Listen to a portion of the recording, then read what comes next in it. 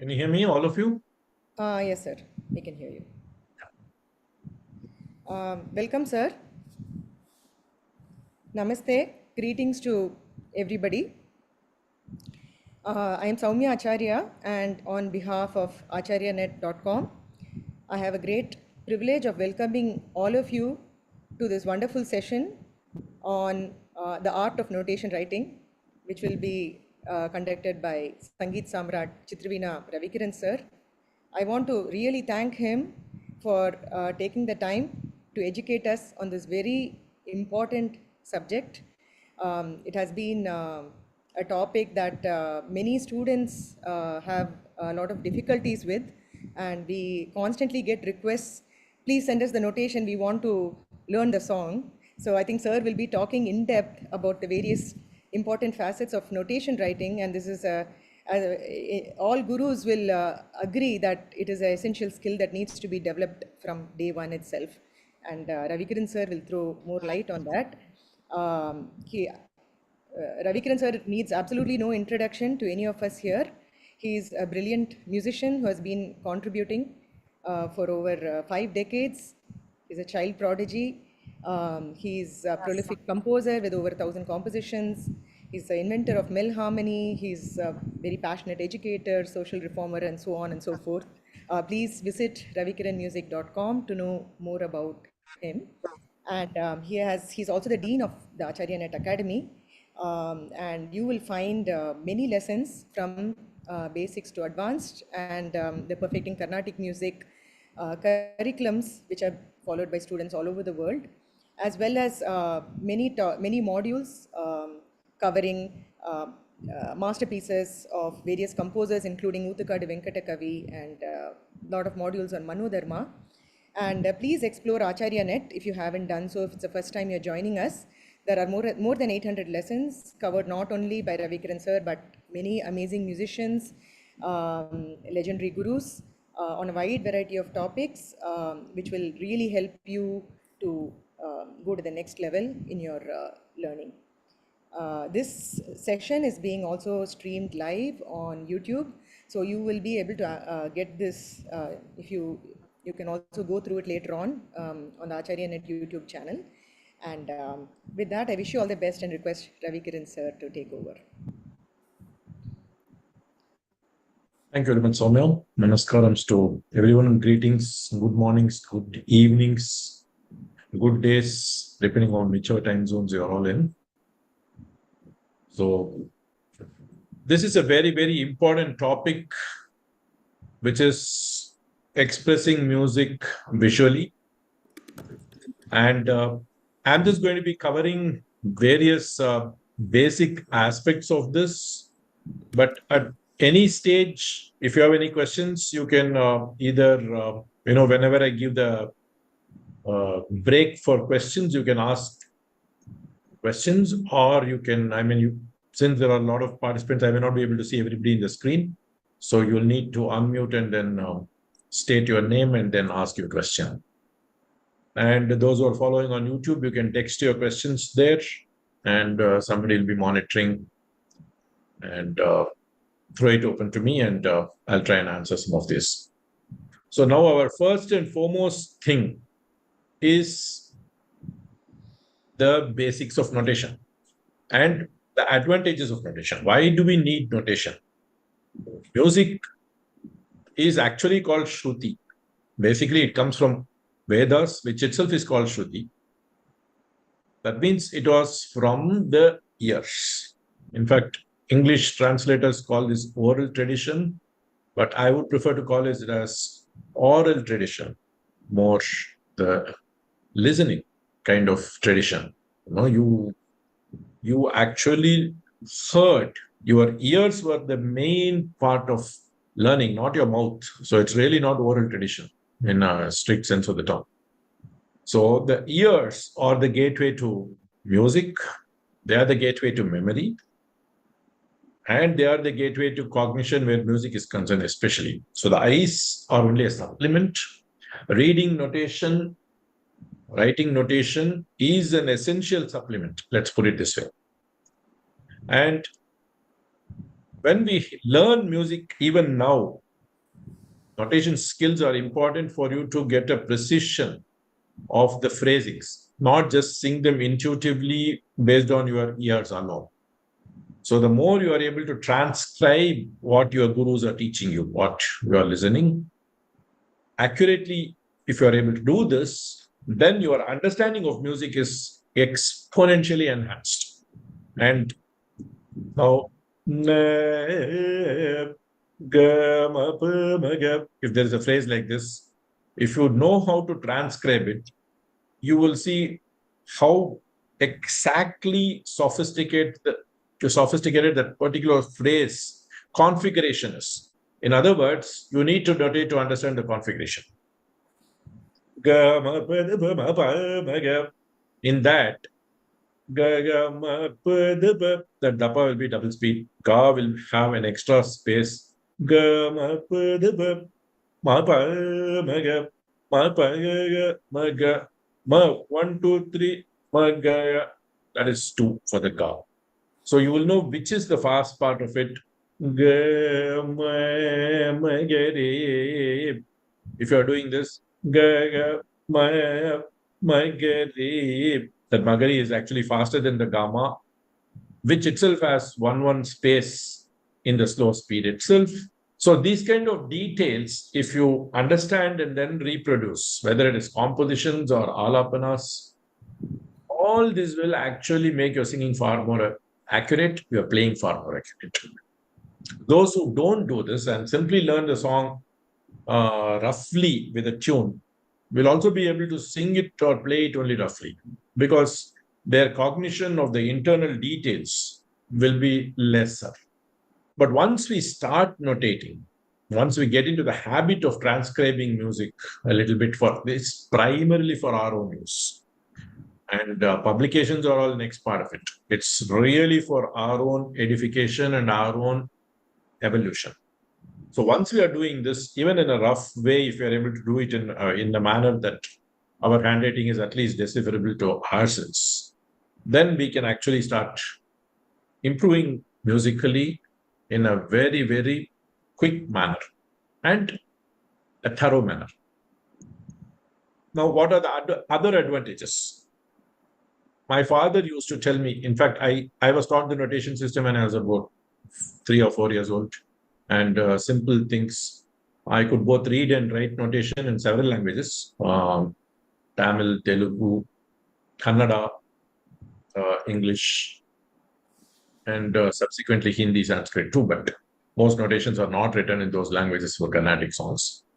But these languages, we sort of organically learned. It was very easy to pick up languages when you are a child. So, it was much easier. And music itself being a language, that was also easy to pick up relatively. And so what happened is, once the logical approach to notation writing came in, then your notation reading from the books also is exponentially faster. Because once you write a few things also, then you can read notation also much faster. If you don't write notation, then your reading will also be very slow. But when you actually start writing notation, what other things really happen is, I mentioned about your perception of music, your visualization of music. Otherwise, you only simply sing in a very approximate manner. But if you visualize accurately, then you start singing more accurately, then the details are far better in our expression. Then we start bringing it in our voices or our instruments. So then the other most important thing is, apart from cognitive abilities, our memory is enhanced. Whatever we write is equal to singing it about 10 times. This is something that we were taught. If you write the notation once, it's equal to at least singing 4 or 5 times is what they would say. But I would say it's equal to singing 10 times. Because when you're writing, you're putting that effort on transcribing the details of the music. Today, we have the advantage of audios and videos and YouTubes and so many other things. So you can actually sit, play back and keep doing this. In those days, predominantly, you had to transcribe it as fast as your guru sang it, literally speaking. But in my case, my gurus always insisted that I actually learn it from the ears only. So even though my father would write fantastic notations, he would rarely allow me to actually learn from the notation because our alertness can also go down. But the skill was there, which later on enabled me to start learning from notation, because until then you have to still learn from the guru in a correct manner. But after a stage, I could start looking at a book also. I would be able to interpret the gamakas correctly there and then learn it much faster. So that stage is the next stage of learning. But in today's context, because the students and the teachers barely have 45 minutes or 30 minutes per class and all this kind of limitations time wise, logistics wise, it's better to also write down whatever you are recording and then learn from that.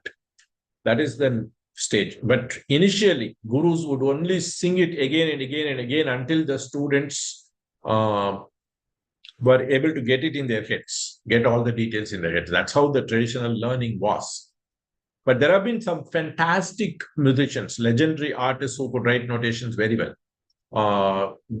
People would have seen notations written by Lal Jayaraman sir, for example. Fantastic. Shamam Srinivasaya, very beautifully read. He would write. T.M. Tyagarajan sir, his disciple.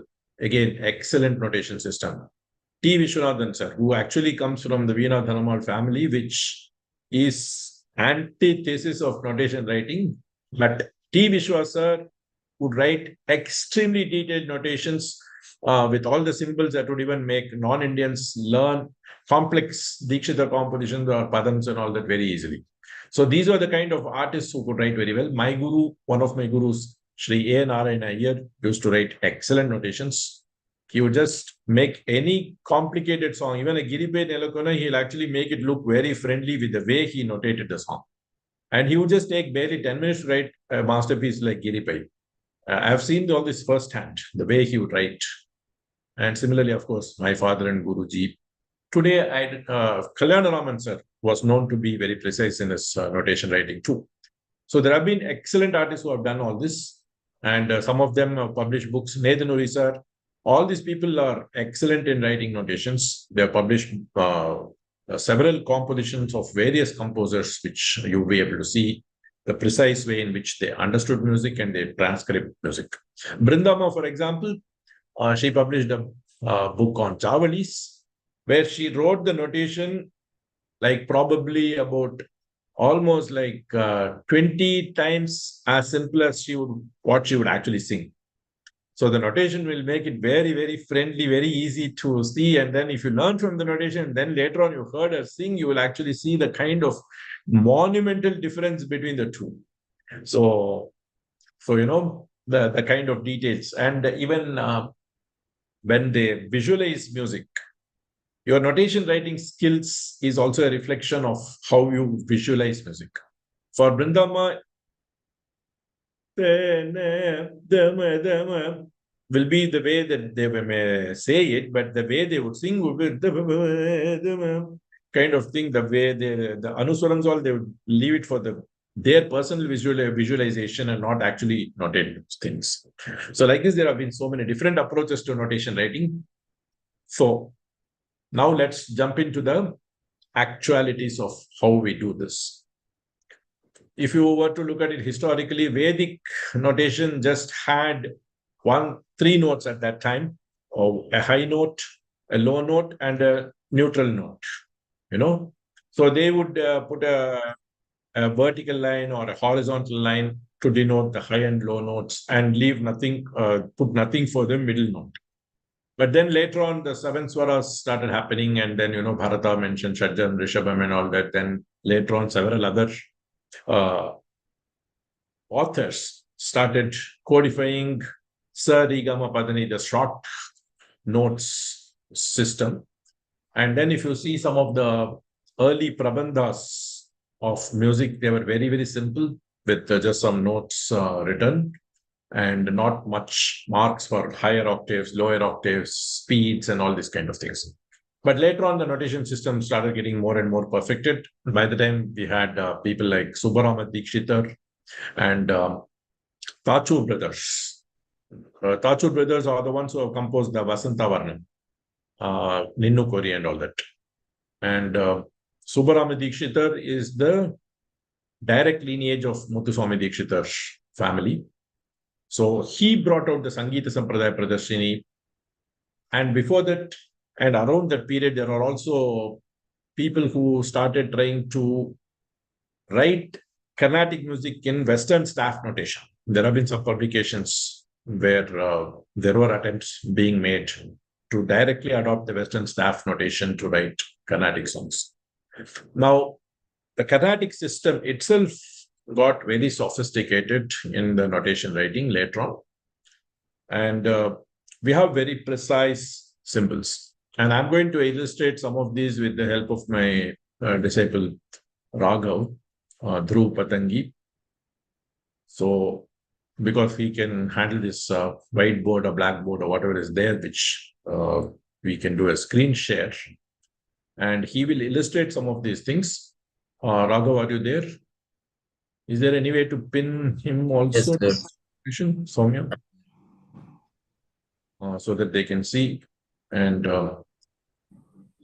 why don't you just get into the screen share and first show like the basic Sarali verses or something, how they are notated.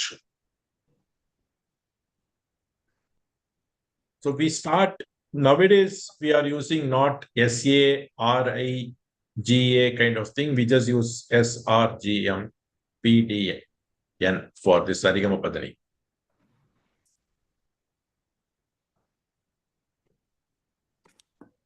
So, Yeah, this is Sampradaya, right? yeah, just Yeah. So PCM1, Sarali Versi especially. Before that, just go little more to the intro. Notation. Actually, there is notation. Should be a particular thing there, right?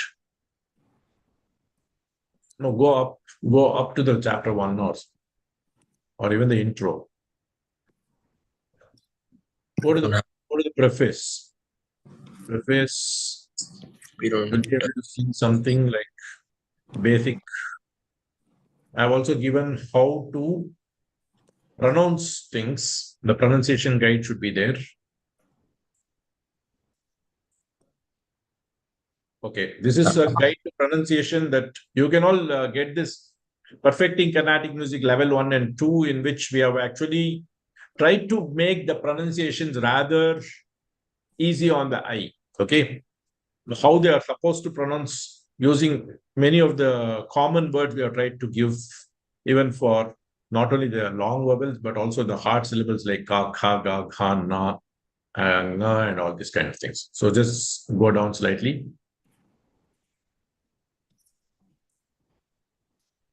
Then we don't. Then it goes to the introduction parts. Yeah, it goes to the introduction, then go down to the practical. Yeah. Now these are just, let's take a look at the notes just for understanding. So we are looking at these notes which are with parallels to the Indian and Western systems. And then slightly below that, you will also start seeing how the 16 notes in Carnatic are used. Usually a subscript is a good idea, especially if the raga has foreign notes. Now, for example, if you want to notate in a raga like Asaveri, which will use Re 1 and Re 2. So that is the Shuddha Rishabham as well as Chatushuddha Rishabham. So these kind of things you will need to know to use. But if there are foreign notes, sometimes authors also put like a star on top, like a superscript. Okay, so you can go down. Yeah, and just let's also quickly look at the tala symbols. Now, the main bulk of Carnatic compositions are in talas which are based on the Sapta talas these days. There are actually other systems or other sets of talas like 108 talas which use 7 angams: Anudhritam, Dhritam, Laghu, Guru, Plitam, Kakapadam, and in between there is something called the Dhrita Viramam or Dhrita Shekaram. But here we are only using nowadays only Anudhritam, Dhritam, and Laghu. So that's the way the notation systems are. Now just go down further, and if you want to denote the laghu, just go slightly up to show the laghus. If you are putting a notation for Chaturashra Jati Dhruva Talam, you will actually put a laghu symbol with that 4, which is because Chaturashra Laghu is 4 units. This will be all on top of the tala, the song, so that students can get an idea of the structure of the tala. So it will show this 4, and then the symbol for the rhythm is 0, and then laghu with 4 and another laghu with 4. So that will be the way these talas will be notated in some books. Let's go down slightly.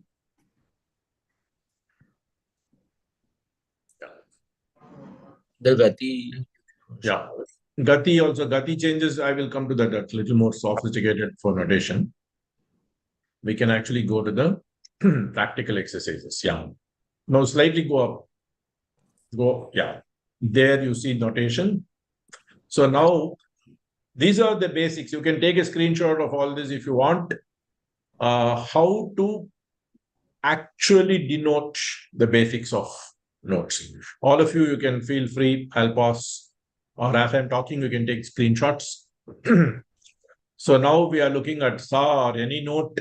Typically, that will just be 1 unit. And there are other systems. Some people actually use a capital sa for 2 units and small sa for 1 unit and all that. But I'm actually focusing on the most easy way to do this. Forget caps and small and all these things. It will really not look very comfortable on the eye also. And there are also systems of notation where they use a comma for 1 unit of space and a semicolon for 2 units of space. A lot of publications do this, but nowadays it's easier to just denote everything with a comma. Just keep putting comma after comma if there is space. Now, for example, ninnu ko, ninnu, so so ga will have 1 extra space. So that means you write ga and then a comma.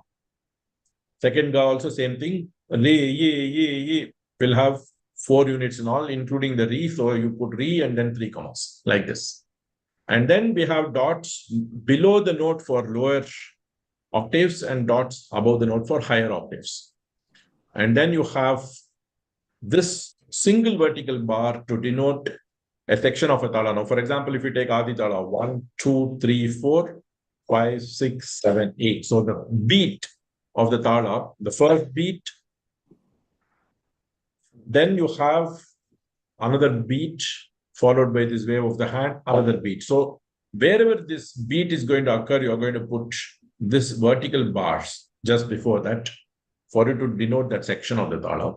And at the end of each cycle, you put 2 bars like this. So 1, 2, 3, 4. The first beat will have nothing, no symbol there. So you'll just have 1, 2, 3, 4, and then you have a vertical bar, then the next beat. Then you will have 1 more vertical bar and 1 more unit, after which you put 2 of these vertical bars to denote the end of the cycle. Now, if the tala is not Adi Tala, you'll still follow the same kind of thing. Marupa Talam, if you want to do, after 1 beat, you put this, then 1 beat and then another beat. There is nothing because it's actually a rhythm. At the end of it, you'll start putting these 2. Mr. Chapu, 1, 2, 3, then you put a bar, 1, 2, put another bar, 1, 2, the final 1, 2, then you put another 2 bars. Because Mr. Chapu is basically is nothing but Tishra Jati Tripura Talam abridged form. So, this is the basic idea. If you want to do Sankirna Jati Dhruva Talam, 1 composition. So, Sankirna Jati Dhruva Talam is Sankirna Laghu, which is 9 units. So, you have to put this bar only after 9th unit, and then there's a dhritam. So, after that 2, you are putting 1 more vertical bar. Then, after another 9, 1 bar. After another 9, how many bars? At the end of the tala, anybody can answer? Please raise your hand because everybody's been. Yeah, somebody can unmute and say. At the end of that, yeah, very good. At the end of the cycle, 2. Okay. And then lyrics are written exactly below the swaras. Now you will notice that the swaras are all single alphabets. But the lyrics can have even like 4 alphabets. Now, if you want to write Shah, it is K-S-H-A. So you have to make sure that you leave enough space in between the notes so that long syllables or compound syllables are having enough space to fall exactly in between the notes, below the notes. You get this picture? Now, nin, nu, kori, nin is actually going to have 3 letters. Gaya, gaya. So that between that ga with a space, you should write exactly below that nin. And then nu is going to be below the next ga. And then there is going to be a space in that nu. So you're going to be putting 1 dot. So for notes, you write commas, and for lyrics, you put dots. People actually wrongly put hyphens for the notes or the lyrics. That should be avoided because hyphens actually denote only separation of musical or lyrical phrases. They are important. For example, when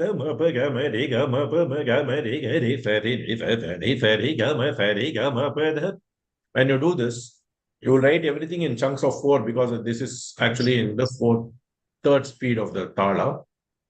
In that space, is 4. That's going to happen in the first beat. Ga ma re ga, second beat. Ma pa ma ga ma re ga re. Ma pa ma ga ma re ga re will be the way the 4/4 will be split. But the phrase is like ma pa ma ga ma re ga re. So you have to put ma pa ma and then a hyphen before that ga comes within that same beat. Ma pa ma ga ma re ga re. Sa re ni fa. Dari sari ga ma. So the dari sari ga ma 6 notes are going to be one phrase. Sari ga ma pa da. Another 6 notes is going to be one phrase. So this phrase separation is where hyphens are used. And then you see the sections, Pallavi, Anupallavi, and Charanam will be usually abbreviated as P, A, P, or C, or even just P, A, and C. Now, if you look at Sarli Versi, I'm actually going to show, just go slightly up, Raghu, no, up to the header. Yeah. So here we have actually in this book, we have tried to follow a very easy on the eye kind of style with a lot of space between the notes to make it very easy for people. The font size, everything has been very carefully thought out in our book.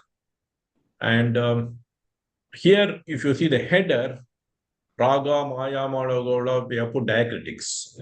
Okay. And tala, adi, and all this, we have put diacritics with a bar on top and with a dot below the L to denote the hard consonants and all this. So similarly, then you put the arohanam, arohanam, and then you put the melakarta here because maya malagula is the mela itself, we have put like this. And then if you look at this first Sarli, we'll say as an example, it is written in the first beat. That means there is 1 note per beat. Okay. Can anyone tell me how many notes per beat are there in the second speed? You can unmute and say it. Yeah. Somebody is texting. You can also say it. Unmute. Yeah. 2 notes. And the third speed? 4. 4 notes. 4. Very good. 4. So now the Sarli Versi we have also shown in the first speed in this exercise here. Okay. And so everything is only 1 note. So sa is going to be in 1, tri is going to be the next, ga is the next, and ma is the next. And then you are actually having this vertical bar because before pa, it's going to be a beat. And then after that, 1 more vertical bar, then nisa is going to be 2, right? So this is the way it is written in the first beat. Now, the raga, this can you go slightly down. And now we can see how the same Sarli Versi can be written in the second speed, third speed, and fourth speed. This is why my book is very important because you get all this jnana effortlessly. Now you see second speed is going to have 2 notes per beat. So typically second speed, the way I'm showing is I'm also showing all the 8 beats for you to understand. But in reality, what you will do, sa, ri, ga, ma, pa, da, ni, sa, then you put a vertical bar. Ta, ni, da, pa, then another vertical bar. Ma, ga, ri, sa, then you put 2 vertical bars. And third speed, similarly. Sa, ri, ga, ma, pa, da, ni, sa, ni, da, pa, ma, ga, ri, sa, then you put 1 vertical bar. Sa, ri, ga, ma, pa, da, ni, sa, then 1 vertical bar. Sa, ni, da, pa, ma, ga, ri, sa, 2 vertical bars. Fourth speed is going to be like this and then so on. Okay. So this is the way to do this. Now, the other important thing, gente verses, in many books, they are wrongly notated. They'll actually notate 2 notes per beat in gente verse. It's not like that. It's always 1 note per beat, whether it is sarle verse, gente verse, alankaram, or anything. So, this is the way we are supposed to sing.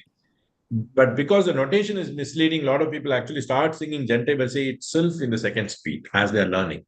And this is a very, very beautiful example to show how mistakes can be made in singing if the notation itself is wrong. So we have to have the clarity of thought while we understand this whole concept. First speed doesn't change. It will only have 1 note per beat, irrespective of what you're singing in life. Similarly, third speed will always have only 4 notes per beat, whether it's a kriti or a varnam, it's going to be like that. And fourth speed will be having 8 notes per beat. So these basics are very important for us to understand the music correctly and notate them correctly. So Raghav, just go down slightly. And if you just go to the fourth one, no, just show the fourth one. Yeah. Now you see, so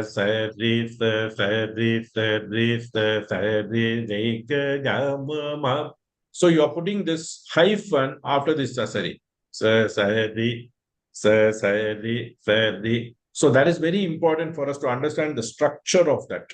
We are still singing 1 note per beat or 2 notes per beat. In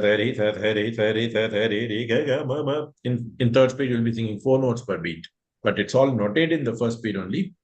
But these hyphens are very important for us to understand. Now let's look at the next one. Without these hyphens, people will not split the phrases correctly in their singing or playing. And that will have a huge detrimental impact on the music because it will sound like noodles. You won't know where what starts and where what ends. You all understand this? So that is very, very important aspect of notation writing. Hyphenate the phrases. As you are learning, you should do all these things. If your guru is actually teaching you a varnam,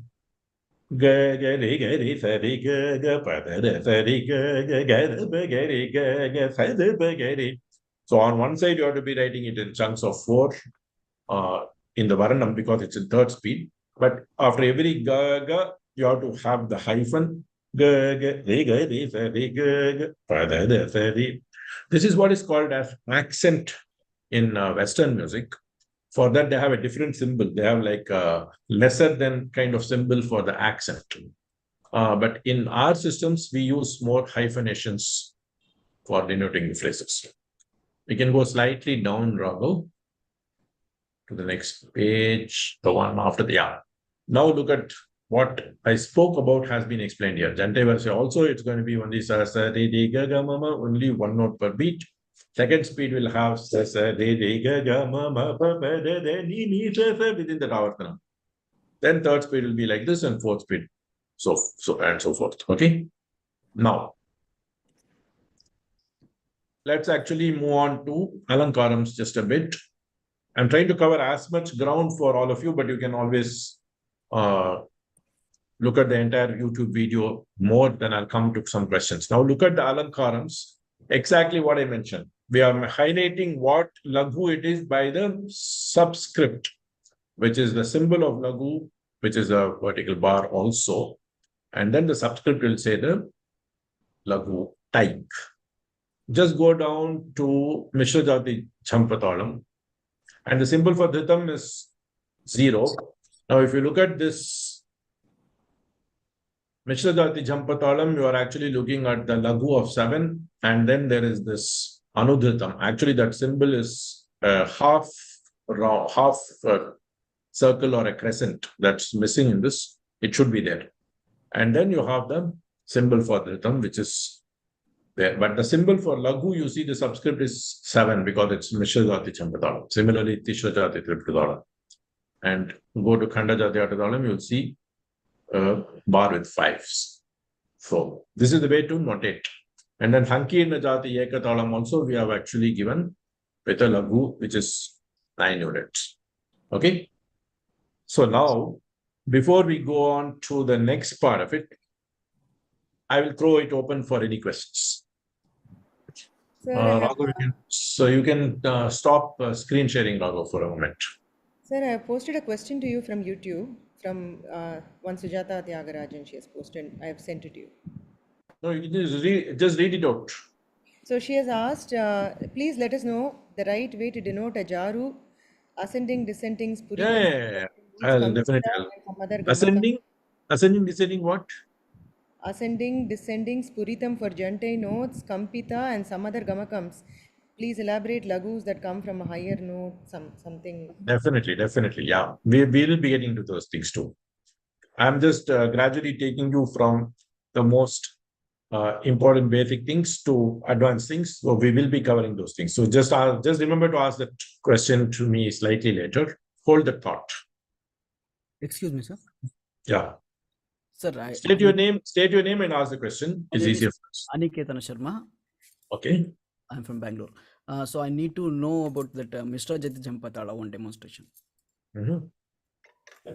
So Mishra Jati Lagu, basically 1, 2, 3, 4, 5, 6, 7, right? So so before that ga, you have to put a vertical bar. Then the next is going to be immediately another vertical bar because it's going to have another beat there. Ga, ma again after the vertical bar. Then after the ma, you put a comma and then you put 2 vertical bars for the end of the consonant. But if you're going to write in the second speech, it'll be slightly different where you have to cover every note in sets of 2. What's your question? Any follow? Yeah, that hyphen was there, no? After ga. That how do we differentiate? Sorry? That hyphen was there, no? After ga, sa, ri, ga. After that hyphen. Yeah. How? Basically, that is one way to visualize the music. Instead of just visualizing sariga, sari as one phrase, sariga, sari. So if you just visualize it like this, then learning also is easier. Then you highlight it better. You are able to sing with more emotion. So see how I'm accenting all those places. Instead of singing it like that, hyphenating it correctly will actually enable us to give more force, accents where it's required. So that's why we put that hyphen. Right from day one, I would like students to get all these things correctly in their minds. Because to me, voice culture starts from mind culture. And mind culture actually starts from ear culture. So your gurus have to sing it correctly. But at least we are putting in this notation system so that you try to visualize it like this. Sariga, sarigama. Like that. Thank you, sir. Thank you so much. Excuse me, sir. Yeah. State your name and then. Sir, I am Mahati from USA, sir. Okay. Sir, how Misra Chapu and Tisra Jati Triputa Tala are same? Basically, if 1, 2, 3, 1, 2, 1, 2, right? So the beats fall upon 1, 2, 3, and then 1, 2, 1, 2. So when you are doing it very fast, 1, 2, 3, 1, 2, 1, 2, you can't be putting all these finger counts and all these rhythms and all that fully. So what happens? 1, 2, 3, 1, 2, 1, 2, 1, 2, 3, 1, 2, 1, 2. You just put only the beats in those times. This is the origin of chapus actually. And a lot of people would be telling you that Khanda Chapu is Mishra Jati Jampatalam, which is completely wrong. It's actually Chaturashra Jati Mathyatalam. It is basically beats in the ratio of 2, 1, 2. Okay, so Chaturashra Jati Mathyatalam is ratio 4, 2, 4. That is actually the ratio of 2, 1, 2. So 1, 2, 1, 1, 2, 1, 2, 3, 4, 1, 2, 1, 2, 3, 4, 1, 2, 3, 4, 1, 2, 1, 2, 3, 4. So it will look weird if we put tala this fast and when we are singing. If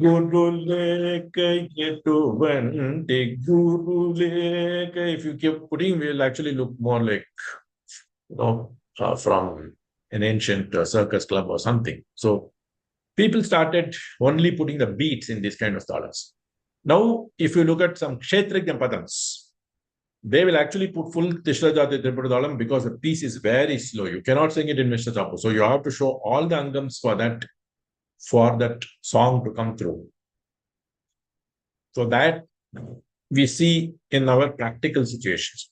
So Mishra Chapu basically is 3:2:2 ratio. So that is very important for us to understand that these Chapu talas are abridged versions. The theoreticians will say a lot of things for this origin of the word Chapu and all that. One of the theories is that these Chapu talas in Tamil, from the Tamil word, these are like uneven meters. They are not even numbers, 7. So it's 3 plus 2 plus 2. So it has got 3 on one side, 2 and 2. So it's slightly leaning. Chaipu talam, abdilla they'll say. But that is like a slightly far-fetched kind of interpretative idea, in my opinion. Basically, Chapu, irrespective of how the term came, in reality, it is just abridged talas, abridged forms of larger talas. Now, if you look at Rupaka talam also, really speaking, it is Chaturashra Jati Rupaka talam. So 1, 2, 1, 2, 3, 4. So what we are really doing is 1, 2, 1, 2, 3, 4. 1, 2, 1, 2, 3, 4. This is what we are doing there. But there we are also showing a dhritam, just for us to make it, for it to be easier for us when you're putting the tala. But if the song is too fast, we won't even show that.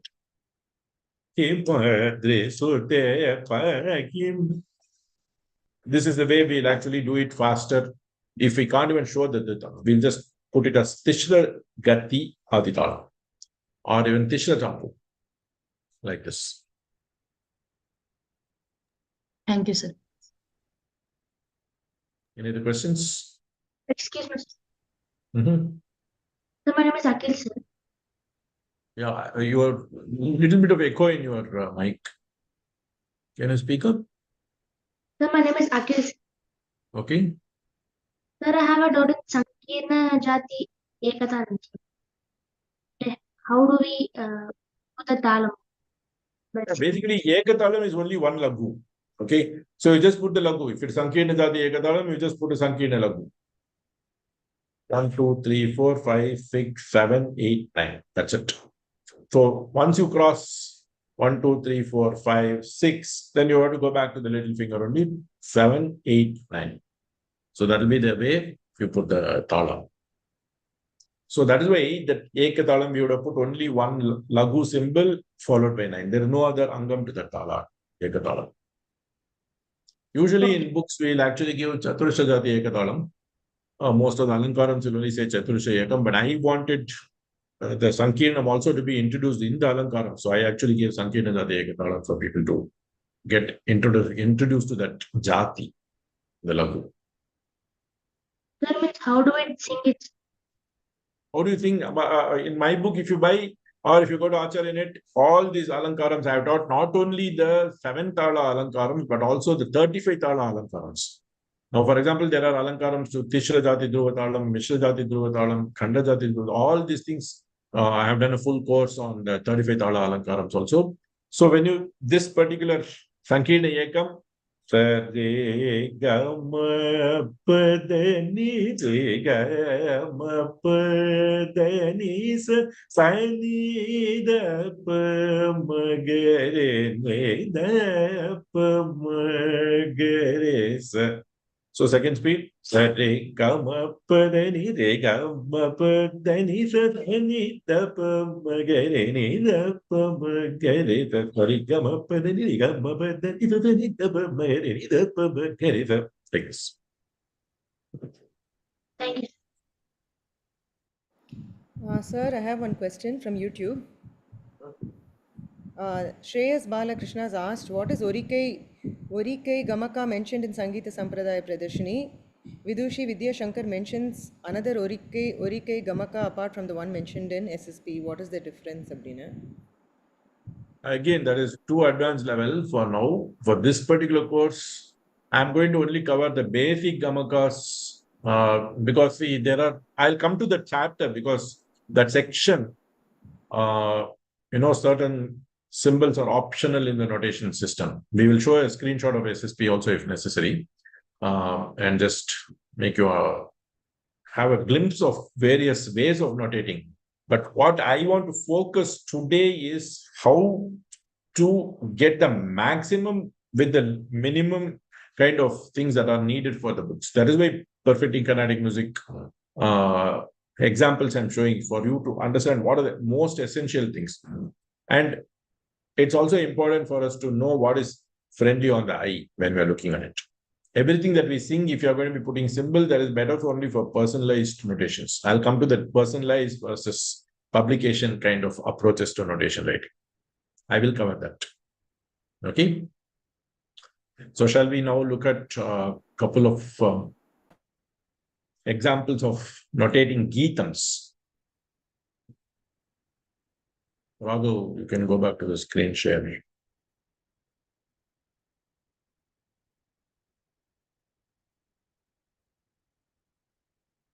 First, I'm going to show these things and then I will just sing some small phrases that then you can probably all have a pen and paper or something handy so that if I sing a couple of phrases, you should be able to.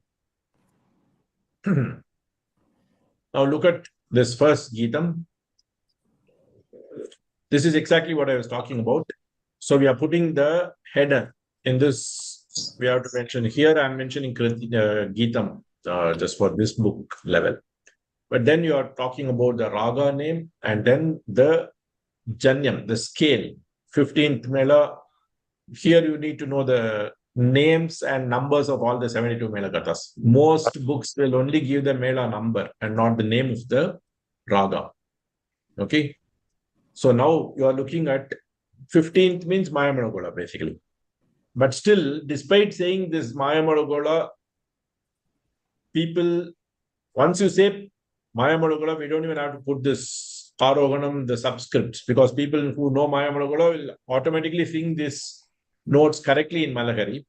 But because it's a basic level of Geetam level students that we were targeting, we have put the subscripts of the Shuddha Rishabham, Shuddha Madhyamam, Shuddha Daivatam, and then Shuddha Daivatam again in Antaragandharam is the only differentiating note in the Avarohanam.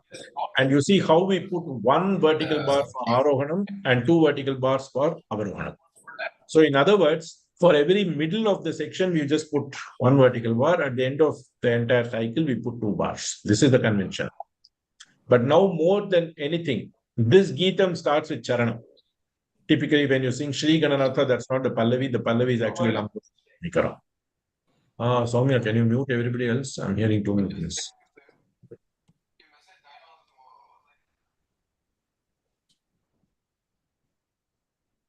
Can you proceed?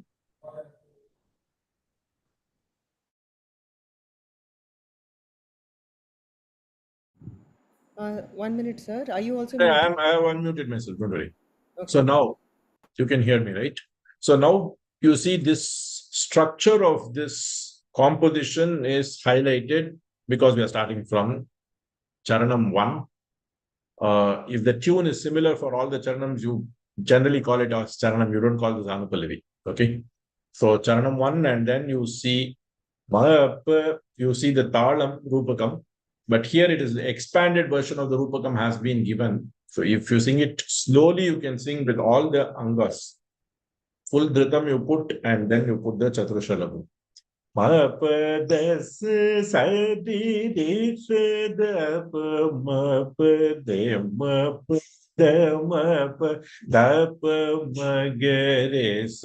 If you sing the expanded version, it's going to be in first beat. That means one note per beat. But people typically sing in the abridged Rupakatalam, right? So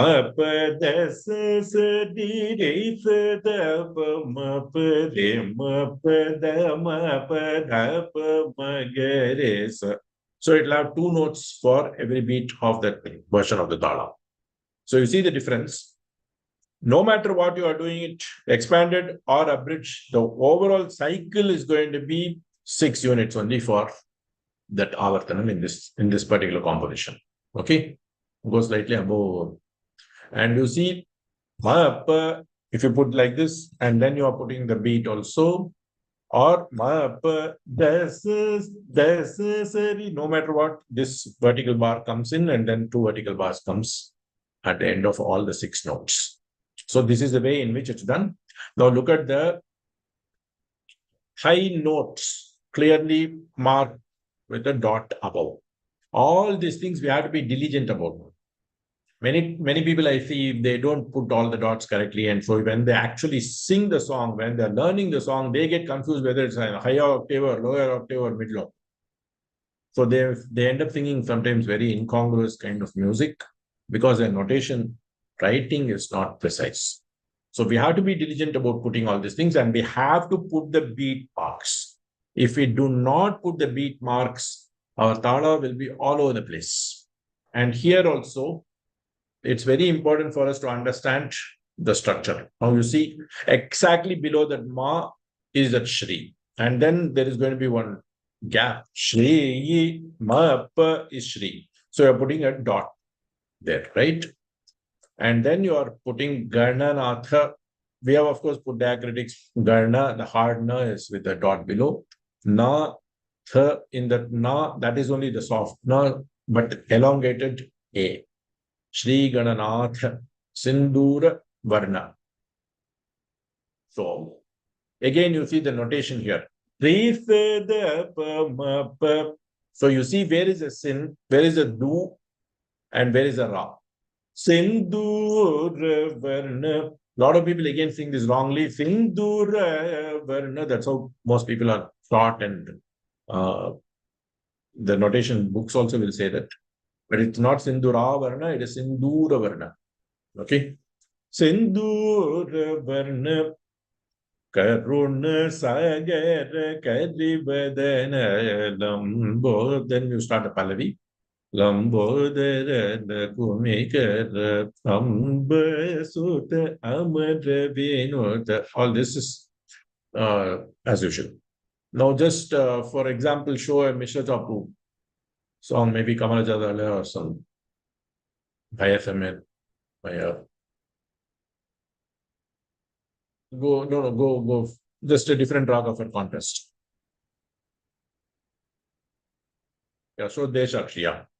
Now, Deshakshi, a very rare raga, it's a janam of the 28th Melakartas, which is Harikambodi. Immediately, you should be able to grasp that. We have given it as Tishra Tripura deliberately because we want the children to first sing the expanded version of the tala and sing the Geetam in the first beat. So, below the Arohanam, Avrohanam, Sariga Padasa, you see Re 2, Ga 3, and Da 2. And then, of course, you should know the 16 notes. You should be able to sing or play the 16 notes to sing, get all this correctly. If you do that, it's Bilahari. It will be with the knee 3, but this is with the knee 2. So we have to practice singing. We have to practice all this just looking at the notation itself. We should be able to practice these phrasings, which are different from Bilahari in this. So in this, again, if you see, I'm only notating it in the first beat for people to sing it slowly in Tisha Triputada. So we are compelling them to sing it slowly so that they learn it better in this. So the notation actually influences the way you approach the song itself. If I put this Mishra Chapu, people will sing it, then actually start learning in the tempo or teaching in that tempo. But we have deliberately put Tisha Triputa in this for people to start understanding how the tempo should be when they are learning this song.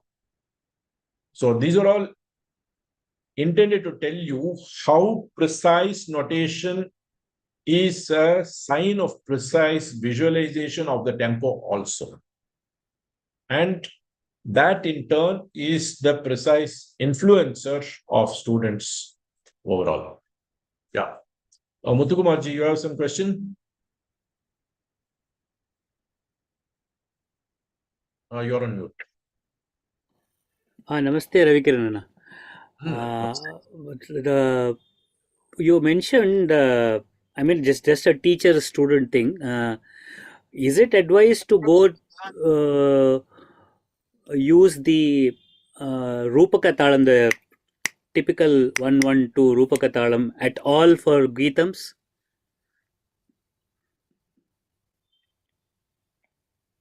Hello? Can you hear me? Yeah. Yeah. See, initially, gurus can teach both, in my opinion. They should teach the expanded one the student can also be taught to sing in the abridged one, because that is what is going to be used more in the concerts, right? Oh, okay. So first, No. My question was because that is the only place in the whole of the learning Rupaka Talam is used as 2 plus 4, right? So I thought, I mean, like, then eschewing it would be like, like, I mean, I've never, it is just no, your fair I'm just point, fair curious. I mean, point. like, Yeah, fair point. But I would say that initially we should teach them in the expanded Rupakatalam for them to get a feel of that correctly. The other place where it is actually taught, the expanded Tala is taught, is of course in the Alankaram itself. When we sing it in multiple speed, we yes. sing I mean, only an of course. I expanded mean, version. And then there are compositions like Muthu Kumarayane, for example, by Ramaswamy Shivan, Ramaswamy Mahavedi Shivan. Shivan, where you have to sing it in the expanded version only for the song to really come through beautifully. Say you there, if you sing it in the abridged version, the song structure won't really lend itself to that one. And then there could be certain, for example, when I composed my 35th Tala set compositions, I composed in the expanded version of the Rupa Talam only for Okay. that reason. So like this, if you have some compositions, we do No, of use course. them. I mean, But SRJ your sir, point is SRJ fair. sir insists that Dikshidhar compositions ought to be sung in that way, but since we are not used to, so it looks. I mean, there are people who insist. Function of the Kala Pramanam, really. Okay. Now, if people don't have enough Kala Pramana Suddham,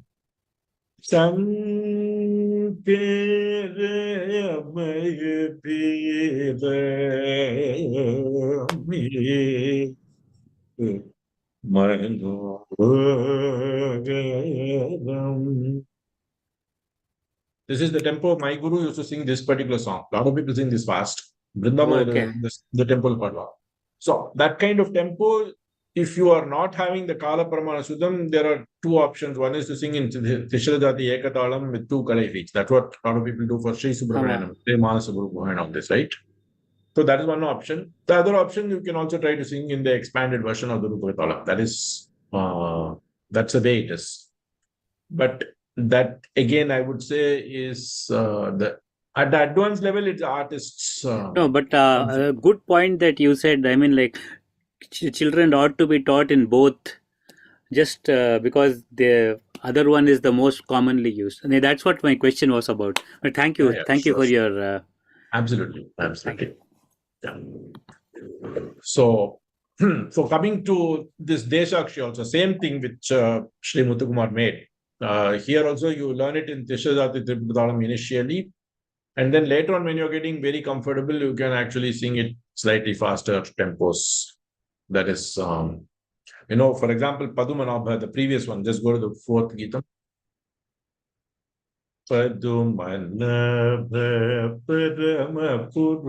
This tempo also you can start singing after you get the comfort.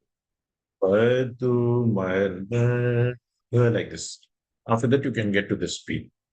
Okay. So now let's move on to PCM2, Raghav. Can you just show? But before that, just go down, scroll down to show the meaning. For example, these are all extra things that we have given in our book. Simply the gist of the song, we have just given a meaning. Okay. So these are not really part of notation writing, but they are extra information that enhances the learning experience for students right from day one. Let's go to PCM2 to show a couple of things in the Kriti notation. Yeah, show Varnam maybe before that.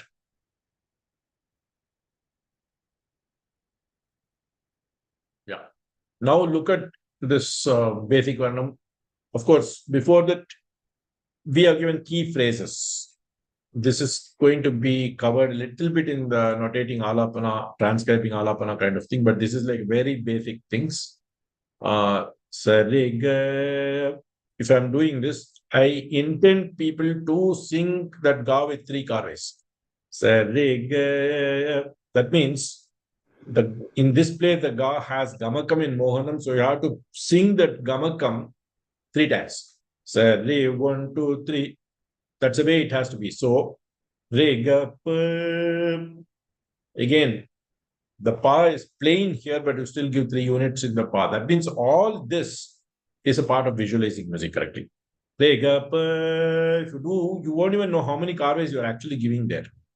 But if you actually are precise even in this, at this stage, your alapanas at the advanced level, there is a sense of kala pramanam, even alapanas within the phrase. So our understanding of all these details will be exponentially enhanced, and our music will be of a much, much higher order. This doesn't mean the music will be robotic or mechanical or just a heartless kind of precision.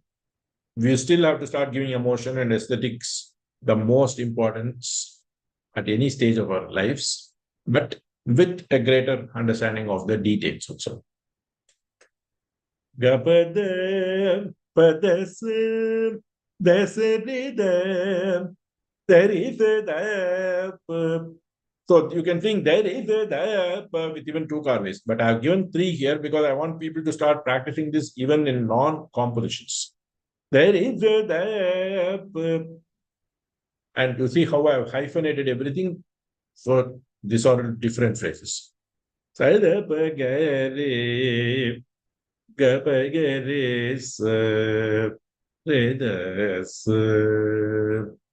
like this, I've just given a basic glimpse of how you can sing phrases.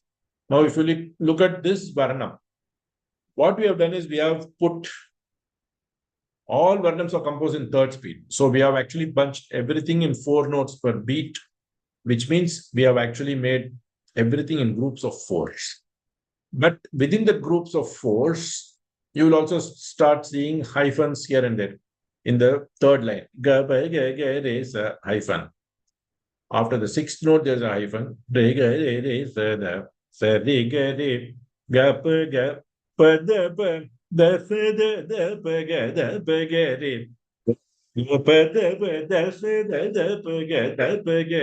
to look at this and practice it exactly, because a hyphen is after the 3rd note here, but the beat is going to come 1 note later, right?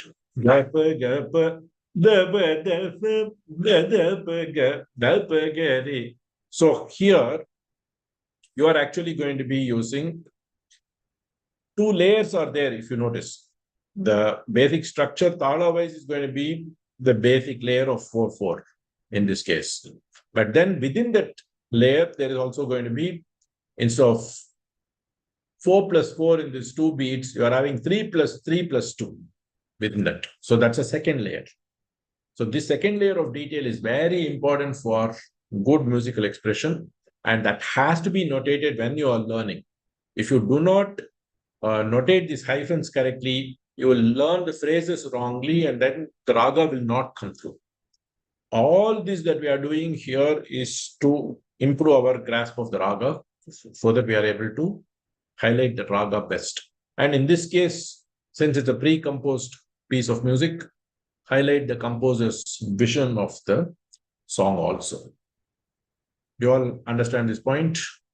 It's extremely important for us to be diligent about this. Now, in lyrics, somebody is asking whether we should hyphenate the lyrics. But if you see, if you are writing the lyrics on top of the song, there is already space between the words. Ninnu Kori, Yunanura, Nikhila, Loka, Nayaka. So there is already space given. So if you are writing the lyrics on top, then no need to hyphenate them separately in the notation at all. You should just get the Nannu Palimpa, Samaya Mura, Namida Kripa Jodara, Sannutanga Srinivasa. So we have to just look at the lyrics and see where the spacings are. So when you are learning, the spacing could be all over the place sometimes.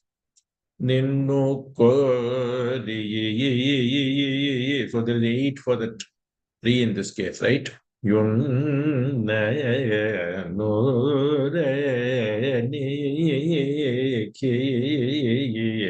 So the spaces that is given, the dots, you have to respect the dot, and you have to respect the commas when you're singing the notes. When you're learning initially, accent all these commas also. Just don't sing instead of that.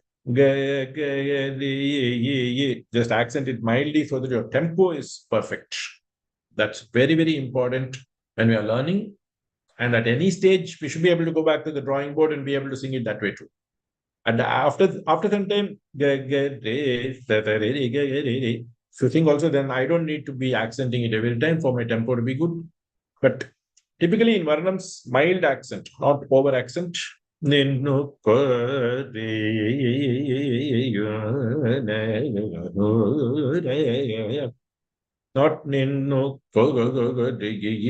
you don't have to over accent either. So these are all ways in which you understand the notation and you also write the notation. Okay. Let's go down further. Excuse me, sir. There is one question from Arya. It'll be. I'll address it when I'm giving question time. Okay. Just hold the thought. I'll come back to that. But before that, let's look at the Mukta Iswaram here. All these sections are marked very clearly. Okay. So you have to understand that you can mark it in the top just before you are writing the lyrics. But in sometimes, if you can also do it in the side, just the abbreviation B for Pallavi, A for Anupallavi, C for Charanam kind of things. Yeah, let's go down further. Again, we would have given some very summarized meaning of the song. Now, just let's go to one Kriti just as an example. Keep scrolling down all the way, Raghav. Before they go to Viriboni Varna, just, okay, here I've also shown an illustration of how to sing the Varnam in the third speed, which is the original speed that is composed in, and the fourth speed, which is the double of the third speed. A lot of people say sing the Varnam in first speed and second speed. Actually, you are singing in absolute terms, that's the third speed and the fourth speed. Understand this very clearly. You will never sing Varnam with one note per beat. Okay?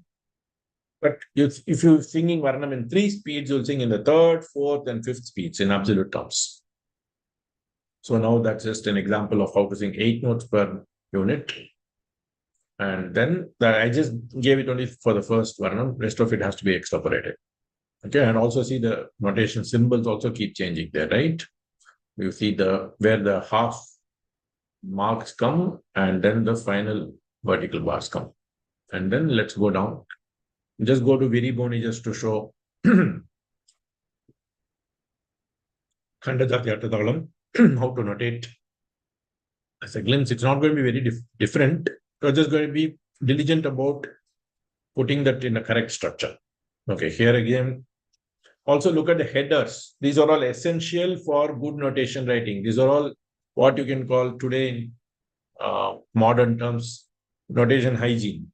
Okay, so you have to have all this raga name and tala name. You see, this is left aligned, that will be right aligned usually. And then arohanam. Raga name itself will also say the scale. In this case, it's not a very. And then the composer name will be usually right aligned. So these are all very good books which have been following this kind of precedence. And then in this case, of course, we are also giving some very important information about the raga. These are all optional. And then we give the lyrics, of course, before. Some books may not.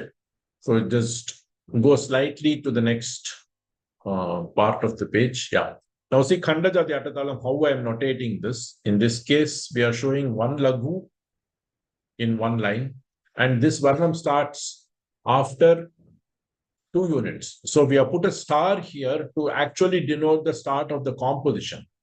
So there will be just like a preface to that. Original thing will be always the prominent part where it is starting is going to be this third beat in Atatala Varnams. So we have actually put the star at the beginning of everything for us to understand where the actual cycles, the real cycle begins in the composition. The physical cycle of the tala is actually starting in the first part, the first beat itself, but the actual compositional cycle starts only in the third beat. This is very important for us to understand. Okay, and now you see in that second avartanam, you see that second da is alone given the da2 symbol, the subscript of 2, because that is the foreign note in this raga for all intents and purposes.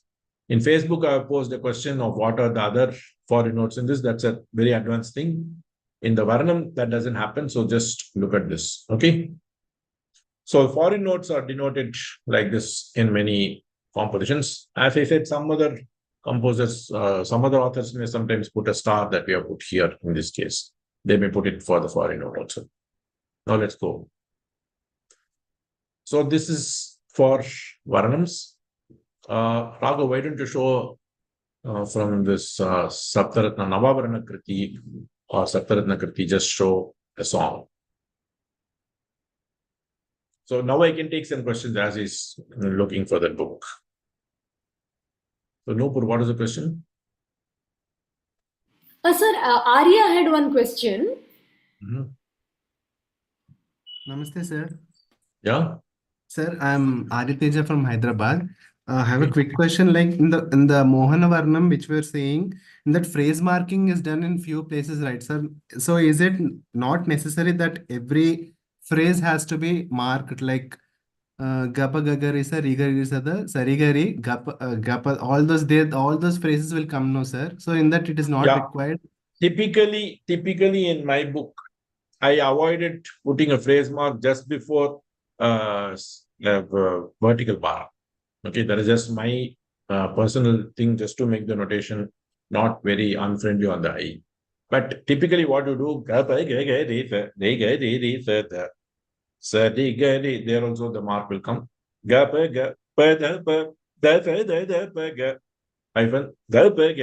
Like this.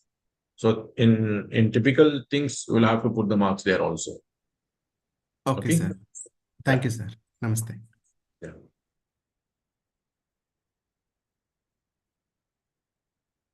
Okay. So now we are showing a slightly advanced composition. This is one by Uttukadame Katakavi, his fantastic 8th Kamakshi Navavarana Kriti. This is, and there we have given also the Chakram name information we have given in the right hand side, the right hand corner, top right. And 8th Avarana Kriti we have actually given as a central header. Raga name, of course, Avarana. These are all Raga name, Tala name, composer name is must. But in this book, this is entirely Uttukada Venkatakavi's composition book, so we didn't need to keep mentioning the composer's name for each song. Okay. Now this is Adi Talam. And then after the lyrics, go down to the notation part. Now the Pallavi, we are actually having all these things happening in Chatushragati. The song is predominantly, but wherever there is Tishragati change, Venkatakavi was a master of Gati Vedams within the composition. So he would transition. So he actually transitions midway through the Tala into Tishragati.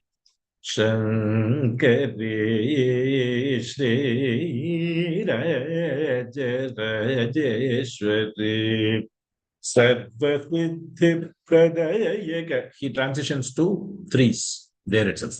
So until then, we are having 4 notes per beat. But then all this is in Chatushragati. But then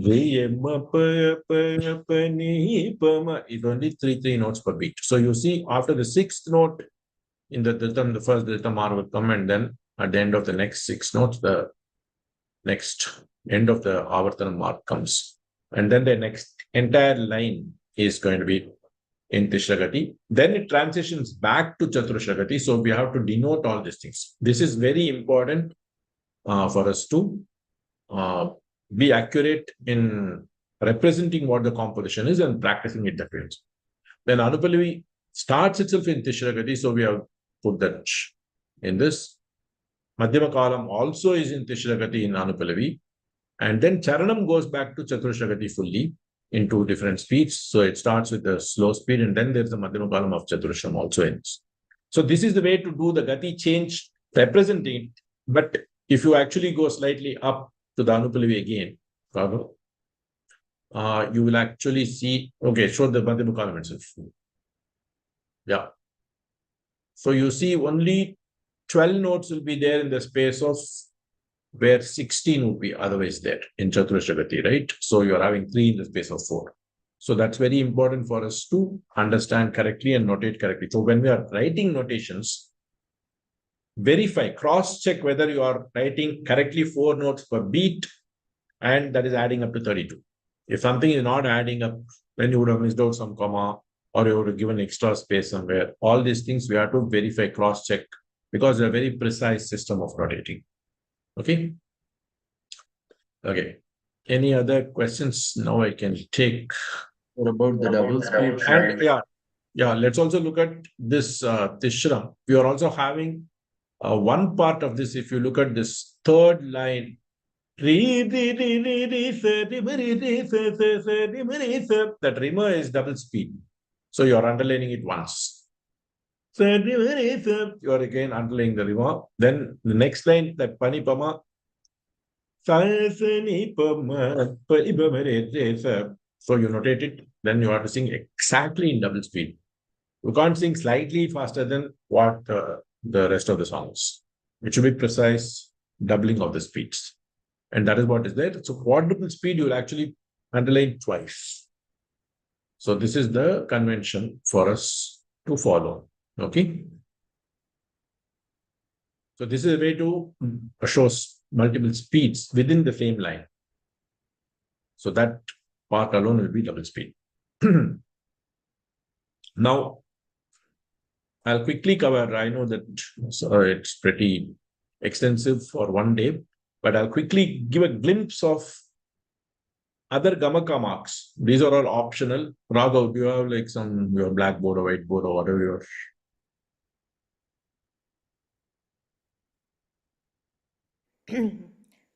Sir, it is a whiteboard which anybody can write. So it is editable. Yeah. So now, somebody can just. Whose am I seeing right now? Who's Mine's okay, Rago. Okay, so now just write Sari. How many carvings are there for that re?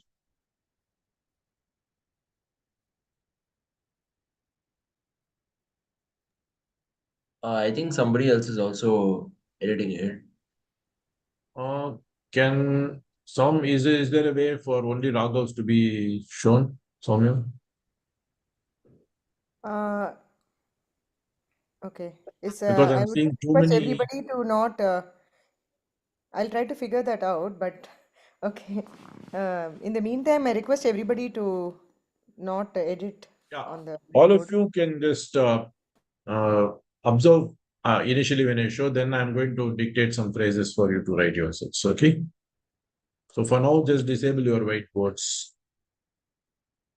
so that you just see how it is done first, and then we can get.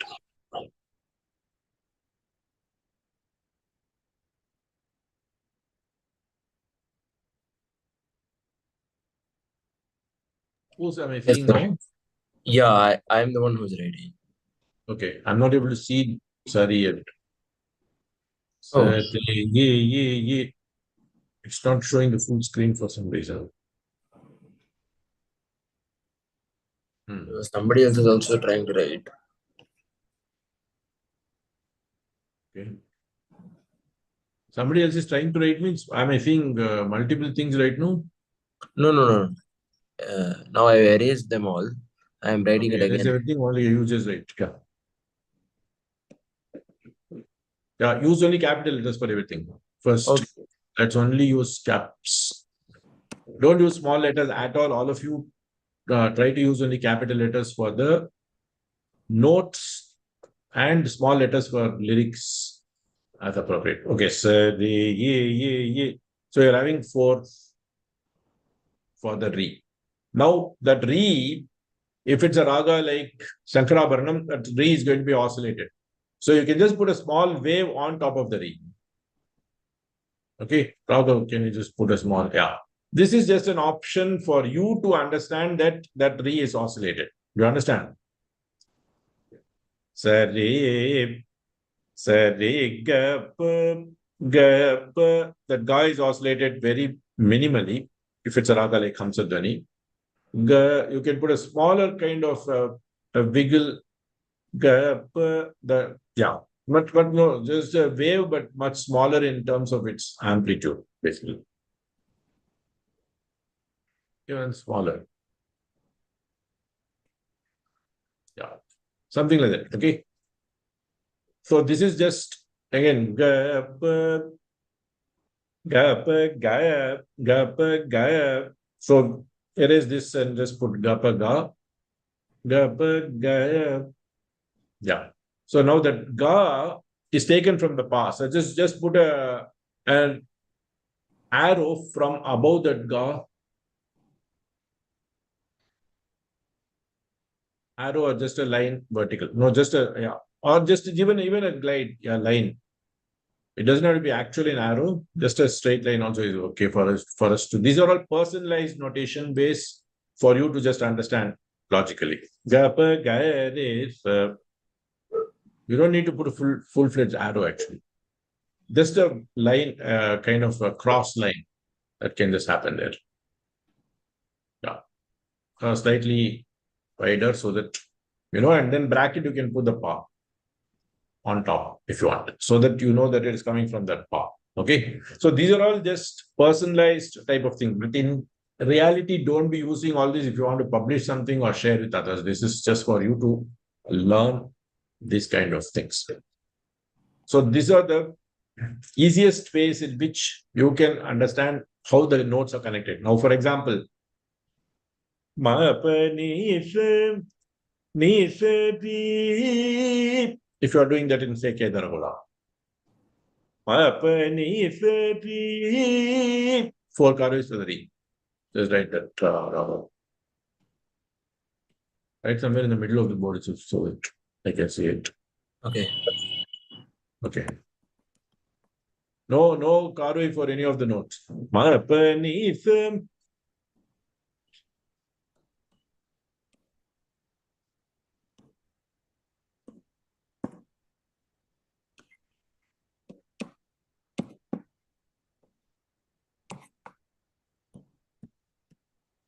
Okay. Now, what is missing in this? The dot above re. Dot above the re and sa. Okay. Ma pa, oscillate the ma. Then ma pa ni fa re. So that sa and re are connected. So just put a small wave connecting the sa, and not a wave but just a curve.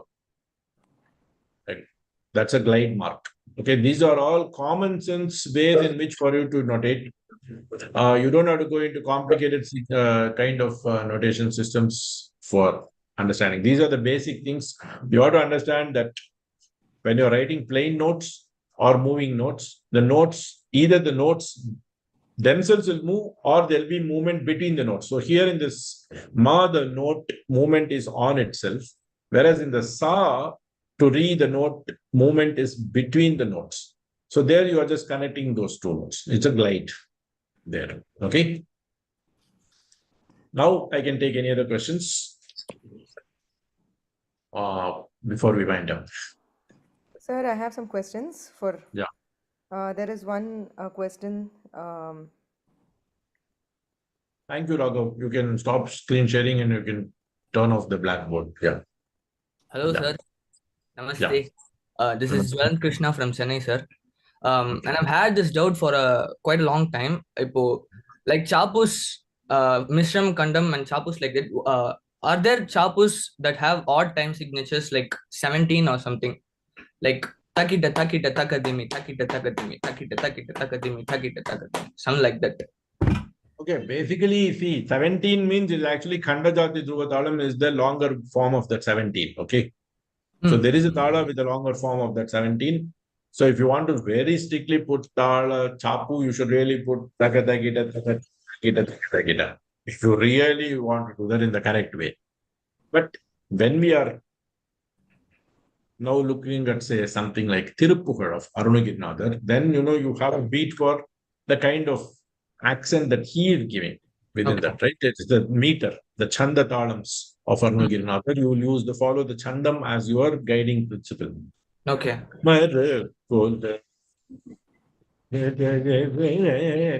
These kind of things, you will actually let that the accents guide you. So that is for Okay. meter.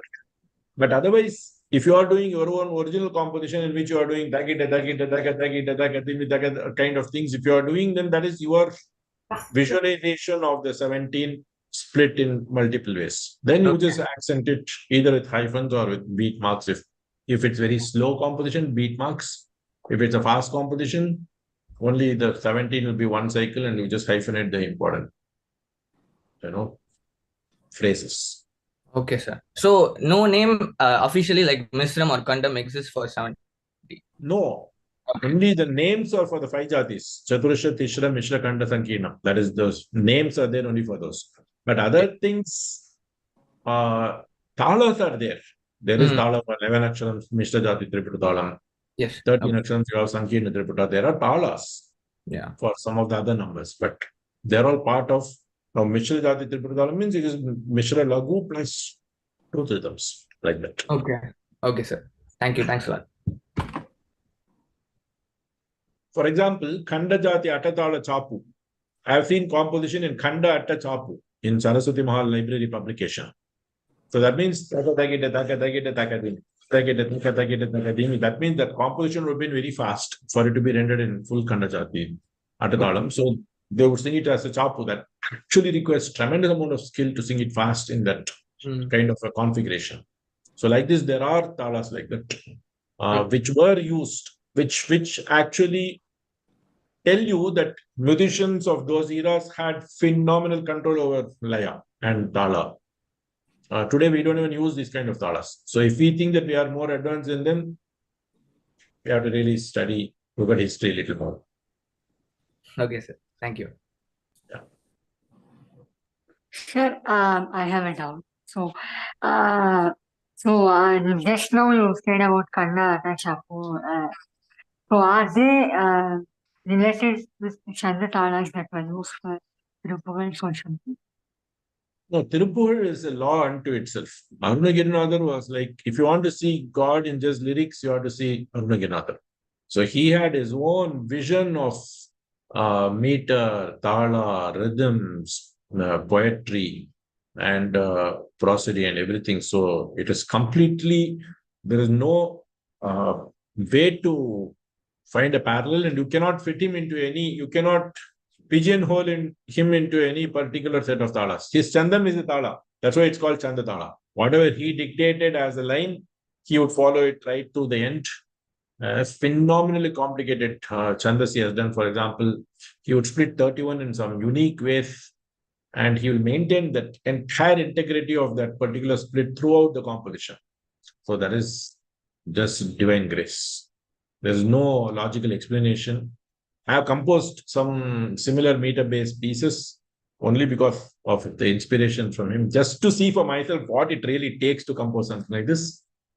But he has done literally thousands of such pieces. So that's why I didn't even call mine as Tirupugal. I only call them as Shirupugal, because there's no way I'm ever going to match up to him. Okay.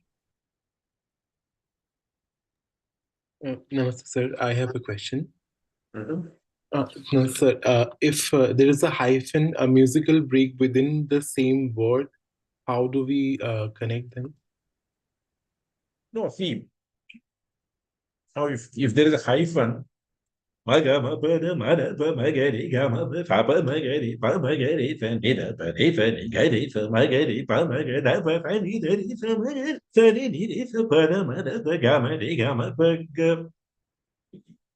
if you're singing, I sang this whole thing in one breath, right? I didn't even breathe in between. So even then, even though I was doing that, I was accenting the correct points.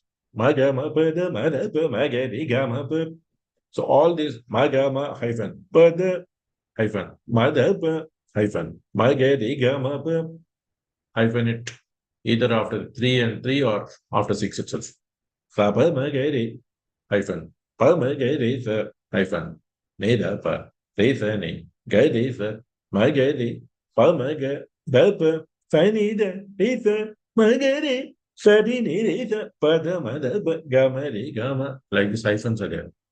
So either you accent them musically or you soften the last note of the previous phrase. So either ways, you have to highlight every phrase. Excuse me, sir. Jarma here. Sir, the same hyphen technique, that notation thing, can we apply it in the Jatiswaram as well to grouping that? You know, Jatiswaram means Jatiswaram. See, you're still notating the notes only. You're notating. If you're talking about Jatis in rhythms, in percussion, if you're doing that dit tagadinatam, tagadakit, dit tagadinatam, tagadakit, if you're doing again hyphenate the accents. Okay. Dit tagadinatam hyphen tagadakita, dit tagadinatam hyphen tagadakita hyphen takadinatam hyphen. It's like this. Namaskaram, sir. Mm-hmm. Sir, I have a doubt. So when we have such phrases, so in Madhyamavati we have this. So when these kinds of phrases come in a composition, how do we notate it neatly? So Yeah, basically, what is the notes? First, transcribe the notes. That's a note, right? Sarima, dots above. Re has a comma, right? Then that re also has an oscillation. So if you want to put an oscillation mark for the ni and the re, as in your personal notation, just put it so that you are able to understand it. And then if there is a sahityam to that, you put the sahityam exactly below that. okay, sir. Thank you. Sir, I have a doubt. So, as you asked regarding the Kamakam symbol, for the basic student who wants to, who without knowing the Kamakam symbols, wants to know the correct way of saying it. So, shall we write the Anuswaram of the main note or something for the better understanding of the notes? Yeah, see, the Gamaka symbols, as I told you, the easiest, the most essential Gamaka symbol is whether you are oscillating a note or you're connecting a note. Okay. Beyond that, the only other Gamaka symbol will be Spuritam. Ga, ga, pa, pa, kind of thing. Then if you want to write, typically if you practice Jante verses, then we don't even have to write it separately. The moment we see it or we hear from the Guru, ga, ga, pa, pa, ga, ga, pa, pa, da, pa, ga, ga, pa, pa, da, pa. The various ways to sing that particular phrase. So depending on the context and the way we do it, then in our personalized notation, we can write all these things. But in book publications, you would not see me doing that because the whole thing will look so unfriendly that people will just put off learning the song forever. The song should be inviting to learn. The notation should actually appear so simple that people want to learn the song. But at the end of the day, even when I do my workshops in Acharyanet, all of you would have noticed that I rarely give notations. Like some gurus give notations. I desist from doing that because I want people to transcribe. They have to spend the time to transcribe the music. And it may be a struggle initially, but we'll start getting better at it. I will, of course, explain the swaras many times when I teach, if it's a complicated phrase. But otherwise, people have to, that increases alertness, that increases our own abilities exponentially. So it's a benefit to not give notations, is what I believe many times. But there are some songs, if it is very complicated, then of course I also share notations. In case of any complicated makams like that can't be expressed in Spuritam or Jaru or something. Jaru only, see that the Jaru only you just connect it, no? Sharanagata, sa, right? It is there. That sa to sa is a Jaru. Sa, just put a small curve between this sa and the high sa. So that should take care of the connection, right? So this is all just for our own understanding. Sharanagata, if somebody is going to want to sing like that, they may not even want to put a Jaru there, right? So it is personalized notations, the way we sing. And apart from this, seriously, there is no other Gamaka that really needs to be notated as such. Many of the Dhatu Swarams, for example, Sari, Riga, Rima, that's technically a Gamaka, but it's not notated. Just if you write the notes itself, it's skipping notes anyway. Dalu, Saga, Sama, Sapa, Sada, Sadi, Sasa. Taking one note, you are jumping to all other notes. That is Dalu. Spuritam, if you write it correctly, people will sing it. Simply writing itself, people will sing that Spuritam correctly. In fact, a lot of people sing Spuritam even when it's not needed. The moment they see two notes, they sing it like a Spuritam. But those are all the responsibilities of the gurus. But again, as I said, we have to learn with the ears. Ears are 90%. The eyes are extra supplement for us to understand the music better. So notation writing skill is very, very important, but it's still only 10%. Your real learning should not be from YouTubes and recordings. It should be from gurus who have themselves learned it from other great gurus or other great musicians. Sir, one question. Someone has asked, could you please share examples of notating Anuswara and explain with a padam in a Rakti Raga? Yeah, if you are writing notation, see, for this we have to really go back to my notebook where I used to notate how Brindama taught me some of these padams. In my case, I would write everything. You know, that she sang. Means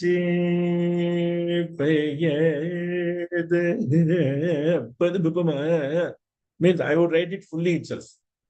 Whereas in her brain, that's the way she would actually think of the thing. The way she would visualize only will be that, but the way she would sing would be very markedly different. So, because she would not allow me to record the lessons, even though there were cassette players in those days. But at least she had gone progressive enough to allow me to notate at least. In earlier era, she was not even open to that. But by the time I learned from her, she was extremely progressive. So she allowed me to notate the songs. So I didn't want to miss out a single detail. So I would write the whole thing down. So when you think Padapa, will be in the slow speed. Double speed. That second Pama will be in almost quadruple speed. So that's the way we would do and then count. So the tala should have 7, and then there are some double speed sections. And then there is quadruple speeds. You have to add up all this. Every double note is going to be equal to 1 note in slow speed. Every 4 notes in quadruple speed is going to be equal to 1 note in slow speed. So you have to add that still there is only 7 coming within that cycle. That's a precise way to do that. And then you have to underline once or twice, depending on double or quadruple speed. Excuse me, sir. I have a doubt. I couldn't hear. Sir, can you hear me, sir? Yeah, now I can. Tell me. Okay, fine. So, sir, last question. So, regarding the gamakas, actually, there are some gamakas in any raga if you take, which are like extremely difficult to sing, and everything you should have noted down in a notation form, and that too when you are performing any specifically on a like in a given concert, you practice one kind of gamaka Wait. Your thing is slightly fading in and out. Can everybody else hear her very well? Can you hear me now? Yeah, tell Can me. you hear me now, sir? Yeah, tell me. Sorry, sir.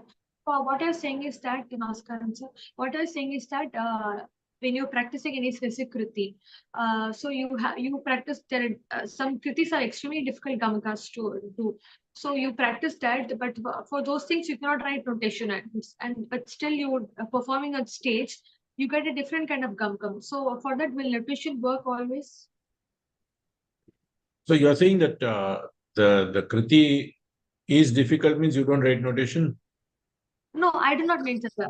In kriti, and I do not see the whole kriti. Like there are some specific gamkas, like which are like stage one of a part of movie. It's like extremely you get different kind of gamkam. So always the you cannot write the notation for such difficult gamkas. That's what I meant. So how does it work?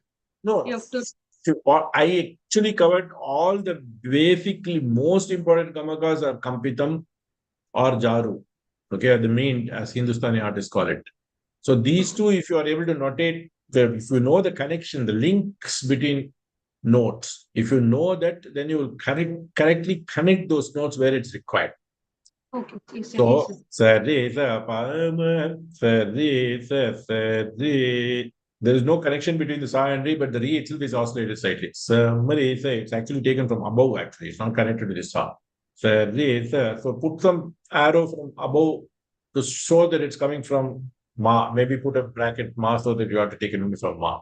Sa re sa.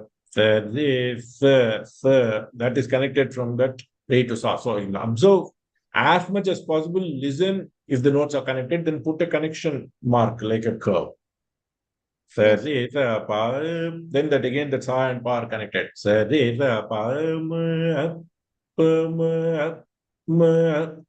That's connected. So all these things we have to observe more and more keenly to see if notes are connected or not. If you connect notes that are not connected, and if you don't connect notes that are connected, then music will not sound good enough. We have to really understand that links are very, very important, even when you sing very fast.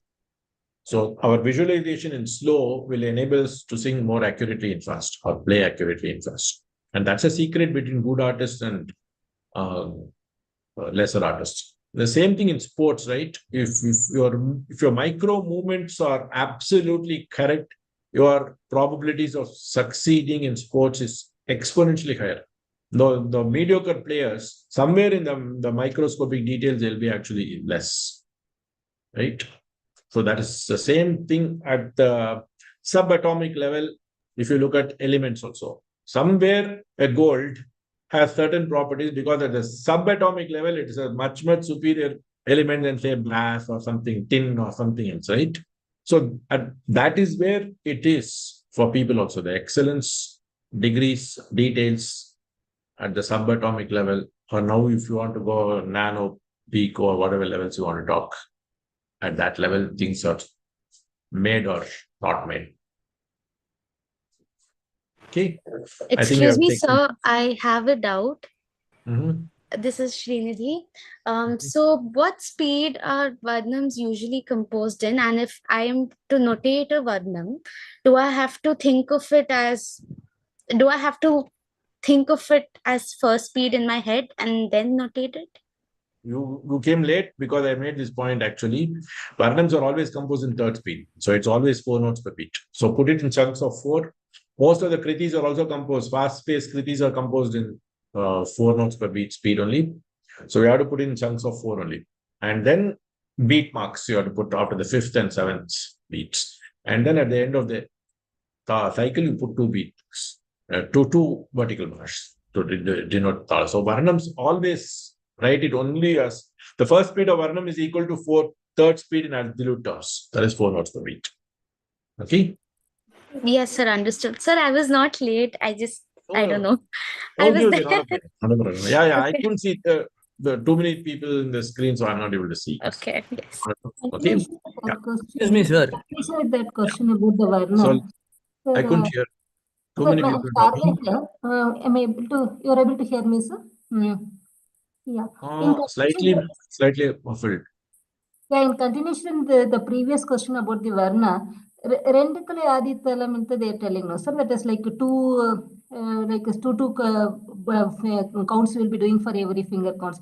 That is the best way of practicing of Varna, or a single 4/4 way to make it. No. When you are seeing the first speed of Varnam, it's always third. The absolute speed is third speed. So that means always 4/4 notes is what you should practice. You should not practice in no, ko, no, not that, or no, ko. You should not never do that. No, ko. That's always in the third speed. But then double speed of that, you have to sing at 8 notes. And then we can Radhika sing. Rendikale, they will be telling us, sir. Rendikale is Kale. Okay, this is another very important concept. Kale is convenience for tempo. Okay. Now, in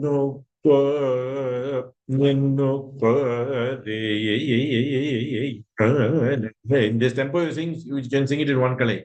But if you're singing it very slowly to start with, your tempo could be this way, that way. So what people do in Every beat they are splitting into branching two branches. So Kalai is branch basically. You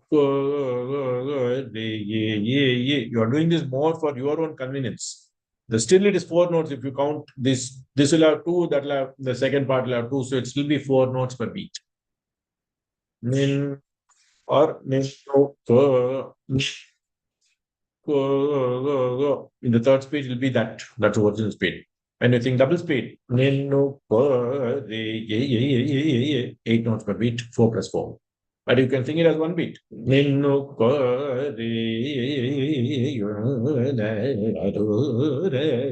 you are sure of your tempo, you can. But people will not be, especially in the earlier stages, they may tend to speed up if it's very slow composition, and they may tend to slow down if it's going faster. So it's better to have these two colors just for your convenience. So, sir, Varnam and Kanda Jati will have 5 notes per beat. Am I right? Kanda Gati. Kanda Gati means Kanda Nadai, so that will have 5 notes per beat, yes. Okay. So, in second speed, it will have 10 notes. Yes. Okay.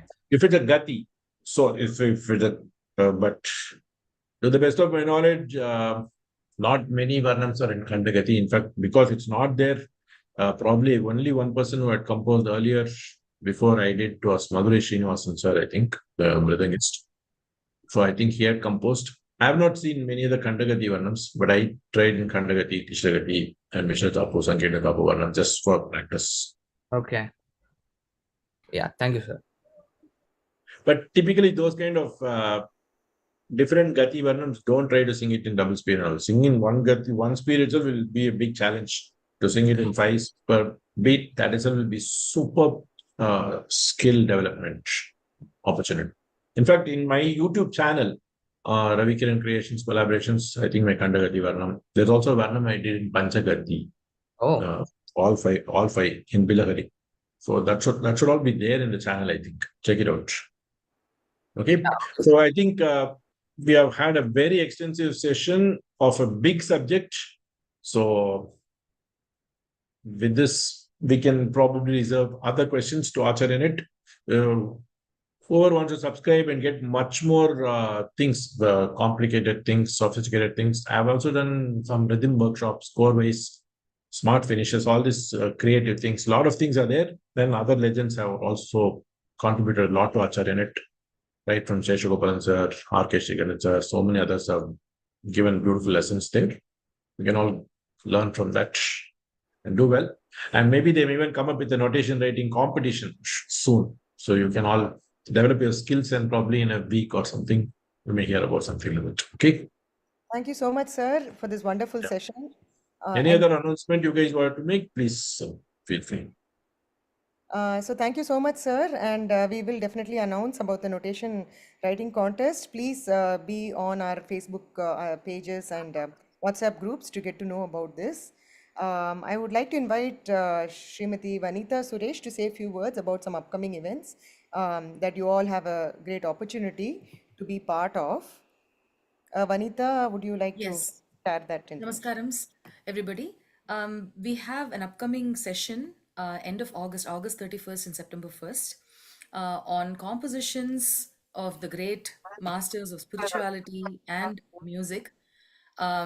This is called Bhagavata Vandanam. These are compositions of Ravikiran sir, and Ravikiran sir himself will be teaching those, and you will have opportunities to present them in Brahmagana Sabha on January 5th in India, and potentially in a Midwestern city as well in the US. Besides that, in September, mid-September, we also will have again a workshop of the 12 Jyotirlinga Kshetras composed by Ravikiran sir. These are all original compositions, 12 compositions that will be presented in Cleveland on April 21st, Monday. And besides that, also maybe another city in the US. So please do stay tuned to Acharyanet's mailing lists. Also reach out to me or to Soumya for any more details you'd like. But do sign up and be part of Yeah, it. you It'll can be a all wonderful learn these. opportunity. You can also learn these compositions even if you're not able to perform. You're still welcome to register Correct. and learn these compositions. So you have that option as well. Yes, you can learn those compositions, and you will also have several senior disciples of Ravikiran sir working with you before Ravikiran sir takes a look and refines them at the end. So you'll have a lot of training throughout. So please do sign up if you're interested. Thank you. Thank you, Vanita. Thank you, Ravikiran sir, once again. And my namaskarams to all the musicians and all the wonderful artists who have joined this session. And please be in touch with us. And we look forward to seeing you all in our upcoming sessions as well. Thank you so much. All the best, all of you. Bye. Thank you so much, sir. Thank you, sir. Thank you, sir. Bye-bye. Bye-bye. Thank you. Thank you. Thank you. Thank you, sir. Thank you. Sir, namaste, sir. Thank you, sir. Thank you so much, sir. Namaste.